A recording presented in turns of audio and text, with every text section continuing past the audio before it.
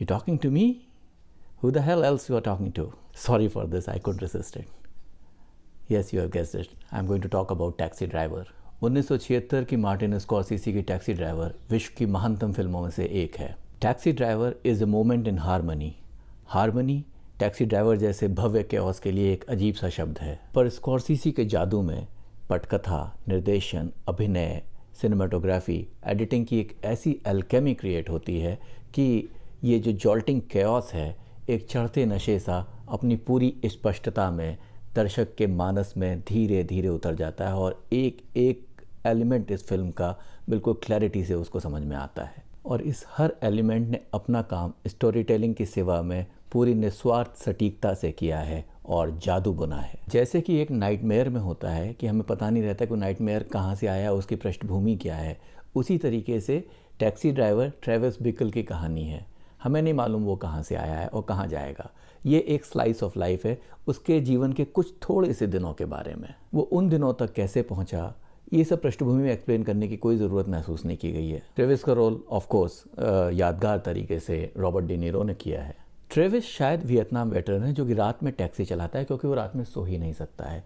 उसके दिमाग में हमेशा न्यूयॉर्क की गंदगी और रात की जो पाप हैं उनको हमेशा उसके दिमाग में असर करते रहते हैं और उनको सफाई करने के बारे में वो हमेशा सोचता रहता है। माइकल चैपमैन के कैमरे ने न्यूयॉर्क की भव्य रुग्णता को अपनी पूरी गहराई में पकड़ा है और नियॉन लाइट्स, मर्डरस गैंग्स और प्रोस्टिट्यूट्स का जो और सड़कों से निकलती हुई भाप जिस तरीके से पकड़ी है स्लो मोशन में और जर्क के साथ, वो एक न्यूयॉर्क को एक जीता जागता किरदार बना देती है। ट्रेविस की मानसिक रुग्णता बहुत जल्दी सामने आ जाती है। समाज की गंदगी से तो वो आहत है ही, पर वो नॉर्मल ह्यूमन इंटरेक्शन के लिए बिल्कुल इनकैपेबल है।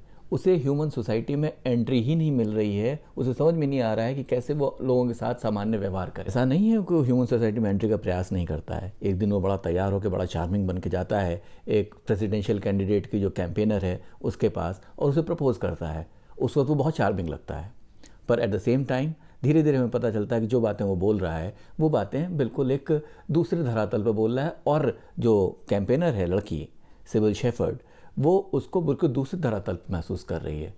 ऐसी स्थिति में एक तरीके का डिस्कॉर्डेंट नोट स्ट्राइक हो रहा है जो कि दर्शकों को तो समझ में आ रहा है पर पर्दे पर अभी किसी को समझ में नहीं आ रहा है। ये लड़की एक प्रिस्टीन सिबिल शेफर्ड वो इंट्रीग फील करती है एक नए आदमी से और उसके साथ एक दो बार बाहर जाती है, पर दूसरी तीसरी मुलाकात में ही ट्रेविस उसको एक पोर्न थिएटर ले जाता है। वो बिल्कुल मासूमियत से लेके जाता है उसको और वो भाग खड़ी होती है। ट्रेविस को बिल्कुल समझ में नहीं आता उसने क्या गलती की। उसी तरीके से वो प्रेसिडेंशियल कैंडिडेट भी उनकी गाड़ी में आकर किसी वजह से बैठ जाते हैं और वो उनके साथ ट्रेविस शुरू तो बड़ी फ्लैटरी के साथ होता है, धीरे धीरे इतनी अलार्मिंग बातें करने लगता है कि वो कैंडिडेट भी भाग खड़े होते हैं। साथ ही सिक्योरिटी एजेंट के साथ जो उनका इंटरेक्शन है उसमें भी ऐसे धीरे धीरे बात सामान्य तौर पर शुरू होती है और इसकी जो बिल्कुल अनभिज्ञता है सामान्य मानवीय व्यवहार के प्रति वो किस तरीके से उसको एक अलार्मिंग लेवल पर ले जाती है। टैक्सी स्टैंड के सियाने विजर्ड के साथ उनकी सबसे ज़्यादा बात होती है। विजर्ड को अपनी बात बताने की कोशिश भी करता है कि मेरे दिमाग में तरह तरह के आइडियाज़ आते रहते हैं। वो बोलता है डोंट थिंक टू मच। दोनों अलग अलग धरातल पर बात कर रहे हैं। विजर्ड के बहुत बाहर की लीग में पागल हो चुके होते हैं तब तक ट्रेविस बिकल। टैक्सी ड्राइवर ने आर्ट हाउस फिल्मों के बाहर मेरे ख्याल से मेंटल डिके की भाषा, सेलुलाइड भाषा का लगभग आविष्कार जैसा किया है। तब तक इस तरह का मेंटल डिके जो कि सोसाइटी के इनडिफरेंस से क्रिएट हो रहा है, एक लोनलीनेस, प्रोलॉन्ग लोनलीनेस के चलते हो रहा है, उसके लिए कैसे उसे पोर्ट्रे करना है इसका ग्रामर लेड आउट नहीं हुआ था। इस तरह के मनोविकारों को स्क्रीन पर पोर्ट्रे करना आसान भी नहीं होता है। हिचकॉक की साइको दिमाग में आती है पर वो ज़्यादातर सस्पेंस और हॉरर की दिशा में ज़्यादा थी, ना कि मेंटल डिके की दिशा में। स्कॉर्सेसी की टेक्निकल वर्चुओसिटी इसको आसान बना देती है। Time jerks, monologue, camera movement सब मिला जुला कर ट्रेविस की रुग्ण आत्मा को पूरी तरीके से पर्दे पर बिखेर देते हैं। ट्रेविस को चारों तरफ गंदगी और ट्रैप्ड स्त्रियां ही नजर आती हैं और वो निर्णय लेता है कि अब वो सफाई करेगा और इन स्त्रियों को बचाएगा भी। तभी उसकी मुलाकात आयरिस से होती है। आयरिस का रोल एक टीन एजर जूडी फॉस्टर ने प्ले किया है। बहुत हॉन्टिंग रोल प्ले किया है उन्होंने। अपने इस मिशन के लिए ट्रेविस अपने आप को ट्रेन करता है। उसी ट्रेनिंग का एक पार्ट है जो डायलॉग मैंने इस वीडियो के शुरू में बोला था, are you talking to me, perhaps one of the most iconic sentence in film history. दूसरा है डर्टी हैरी से क्लिंट ईस्टवुड का, are you feeling lucky, do you punk. तो ये जो ट्रेनिंग है जिसमें वो हथियार खरीदता है, अपने शरीर को ट्रेन करता है, वो इस फिल्म का एक बहुत ही पावरफुल सीन है।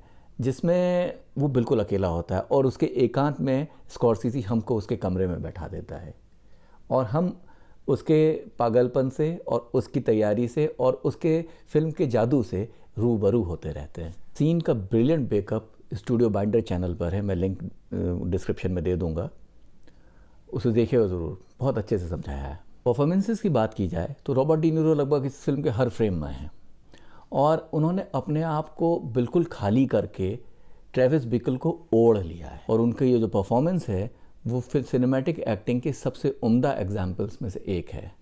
बेहद आइकॉनिक रोल प्ले किया है। इस फिल्म की पटकथा पॉल श्राडर ने लिखी है। पॉल श्राडर एक टाइम पर प्रख्यात समीक्षक पॉलिन कायल के कुली होने वाले थे, पर उन्होंने समीक्षा का रास्ता छोड़ करके पटकथा लिखने का रास्ता चुना। उन्होंने अपनी ये पटकथा, टैक्सी ड्राइवर की पटकथा पॉलिन कायल को भेजी थी। पॉलिन कायल ने जब उसे पढ़ने लगी और पढ़ चुकी तो वो उसे अपने कमरे में रखकर नहीं सो पाई क्योंकि वो उससे डरने लगी थी। इस फिल्म का संगीत दिया है बर्नार्ड हर्मन ने। हर्मन ऑर्सन वेलास और अल्फ्रेड हिचकॉक की फिल्मों में संगीत देते थे, आइकॉनिक म्यूज़िक कंपोज़र थे। उन्होंने इस फिल्म का संगीत अपनी मौत के एक दिन पहले तक रिकॉर्ड किया है। इस फिल्म के आइकॉनिक म्यूज़िक की बहुत बात होती है, पर मेरे हिसाब से जितनी की फिल्म में पहले से ही इतना भय, सस्पेंस और थ्रिल था कि जिस तरह का म्यूज़िक बर्नार्ड हर्मन ने दिया है, शायद उस तरह के रेटल स्नैक्स, उस तरह के सोरिंग ऑर्केस्ट्रा की ज़रूरत नहीं थी।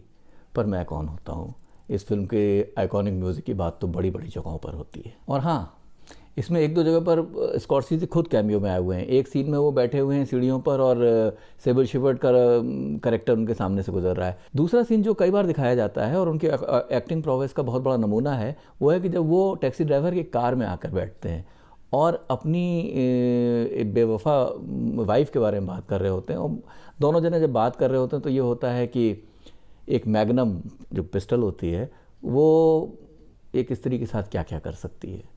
बड़ा ही डराने वाला आइकॉनिक सीन है वो भी। एक एक्टर के तौर पर स्कॉर्सेज़ी प्रभाव छोड़ते हैं, अपने इस आयाम पर शायद उन्हें थोड़ा और ध्यान देना चाहिए था। स्कॉर्सेज़ी पे मैंने एक आर्टिकल लिखा हुआ है, एक पॉडकास्ट भी किया हुआ है जिसका लिंक मैं डिस्क्रिप्शन में दे दूंगा।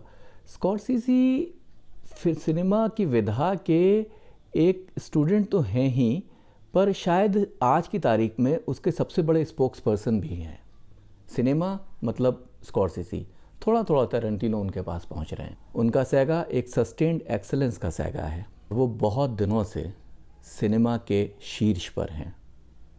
उनका एक headlong momentum of consummate storyteller है जो कि इस उम्र में भी बना हुआ है और ईश्वर करे कुछ दिन और चले।